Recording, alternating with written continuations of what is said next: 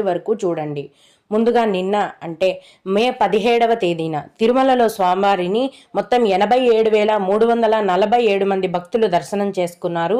అందులో స్వామివారికి మొత్తం 39,490 మంది భక్తులు తలనీలాలను సమర్పించారండి.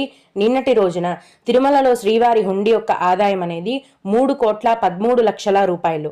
ఈరోజు కూడా ఎటువంటి దర్శనం టికెట్లు లేకుండా నేరుగా భక్తులను ఫ్రీ దర్శనానికి అనుమతిస్తున్నారండి. ఈ విధంగా టికెట్స్ లేకుండా నేరుగా వెళ్లే ఫ్రీ దర్శనానికి ప్రస్తుతం 24 గంటల సమయం అనేది పడుతోంది. అలాగే తిరుపతిలో ఇచ్చే ఉచిత సర్వదర్శనం టికెట్లను తీసుకొని దర్శనానికి వెళ్లిన భక్తులకైతే గనక దర్శనానికి 5 గంటల సమయం పడుతోంది. 300 రూపాయల దర్శనం వారికి మరియు 500 రూపాయల దర్శనం టికెట్లు కలిగి ఉన్న భక్తులకు దర్శనానికి 4 గంటల సమయం అనేది పడుతోందండి. అలాగే ప్రతిరోజులాగే ఈ రోజు కూడా చిన్న పిల్లల సుపదం ఇన్ఫాంట్ దర్శనం కొనసాగుతోంది. అలాగే